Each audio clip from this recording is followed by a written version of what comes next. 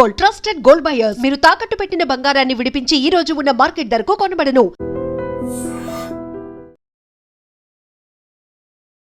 కొత్త సంవత్సరానికి grand welcome చెప్తూ ఎక్కడికక్కడే ఎవరి రేంజ్లో వాళ్ళు ప్లాన్ చేసుకుంటూ గ్రాండ్ సెలబ్రేషన్స్ చేసుకున్నారు. అయితే అంబేద్కర్ కోనసీమ జిల్లా అంతర్వేది బీచ్ దగ్గర మాత్రం తీవ్ర విషాదకరమైన ఘటన జరిగింది. అందరిలాగే ఆ ముగ్గురు స్నేహితులు కూడా చాలా హ్యాపీగా న్యూ ఇయర్కి వెల్కమ్ చెప్పాలి, 31st నైట్ని చాలా గ్రాండ్గా సెలబ్రేషన్ చేసుకోవాలనుకున్నారు. అయితే ఈ థాట్లోనే అతి జరిగింది. అతి అని ఎందుకు అంటున్నామంటే ఖచ్చితంగా చెప్పాలి.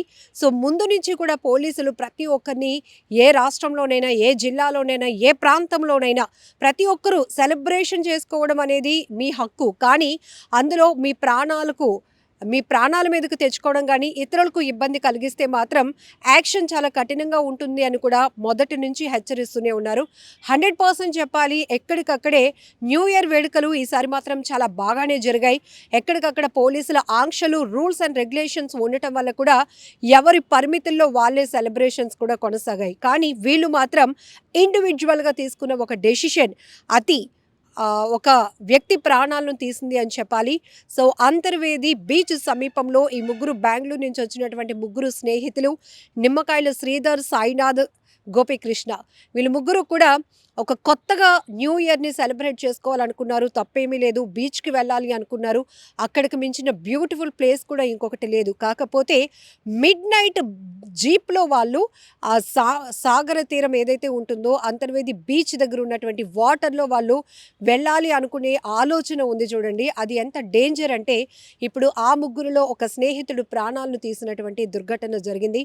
సో ఇందులో ఒక్కసారిగా బీచ్లోనికి వాళ్ళు జీప్లో వెళ్తూ ఉన్న టైంలోనే గోదావరి అన్నా చెల్లెల గట్టు అంటారు, ఆ గట్టు సమీపంలో ఉన్న మలుపును వాళ్ళు గ్రహించగా ఒక్కసారిగా ఆ వెహికల్తో పాటు బీచ్లోనికి, ఆ గోదావరిలోనికి దూసుకెళ్ళిపోవడం జరిగింది. దాంతో ఇద్దరు అయితే ప్రాణాలు వాళ్ళు అందులో నుంచి గెంతేసి బయటపడి ప్రాణాలు కాపాడుకోగలిగారు. కానీ జీప్తో సహా నిమ్మకాయల శ్రీధర్ అనే వ్యక్తి మాత్రం లోపలికి వెళ్ళిపోయాడు.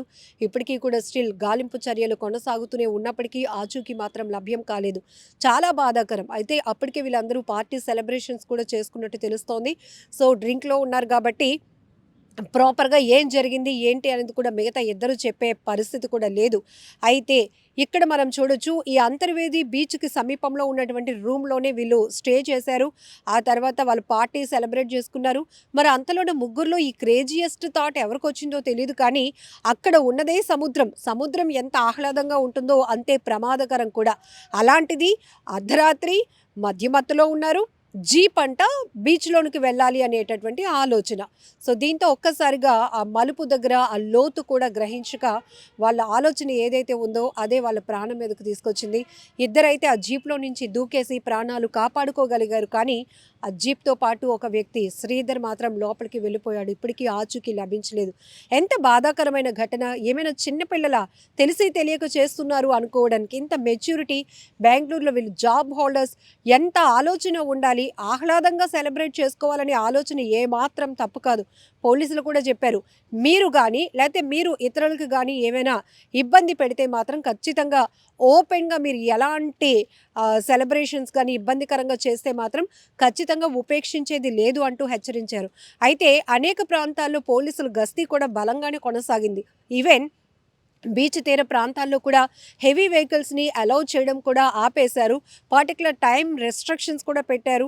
అలాంటిది ఇప్పుడు అంతర్వేది బీచ్ సమీపంలో ఉన్నటువంటి హోటల్లో వీళ్ళు అంటే రూమ్లో స్టే చేయడం వల్ల ఆల్రెడీ వెహికల్ అక్కడ ఉంటుంది.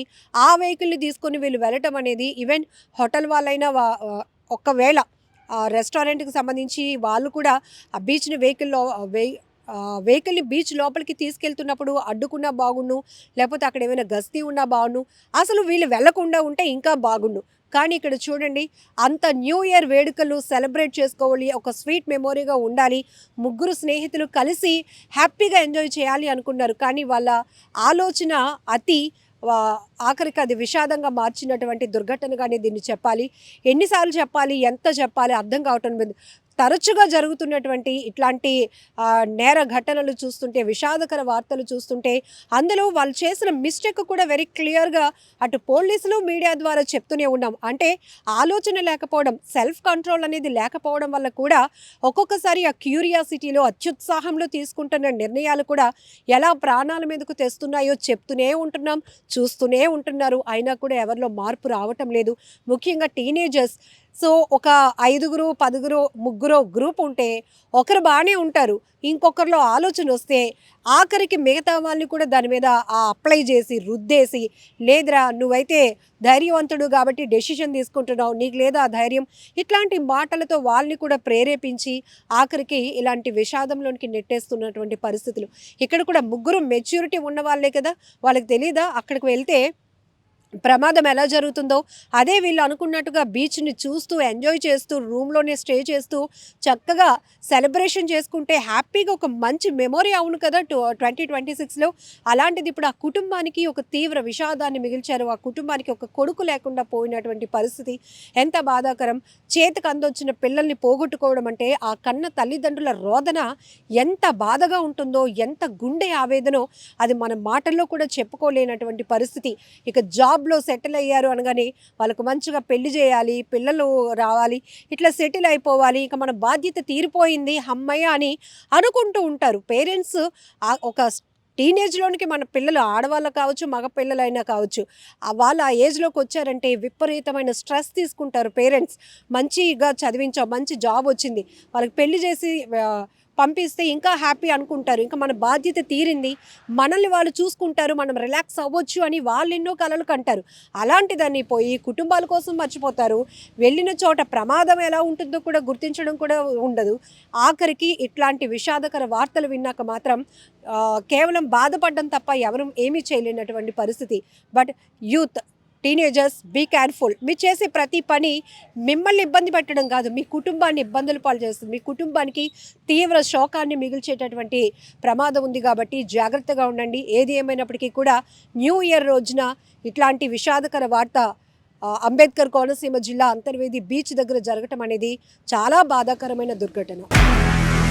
నిజంగా ప్రస్తుతం ఉన్నటువంటి సమాజం దేనికి ప్రయారిటీ ఇస్తుంది? ఆర్థిక సంబంధాల చుట్టూ మాత్రమే తిరుగుతుంది. మళ్ళీ ఎన్నికలంగానే చాలా విరక్తి కలుగుతాం.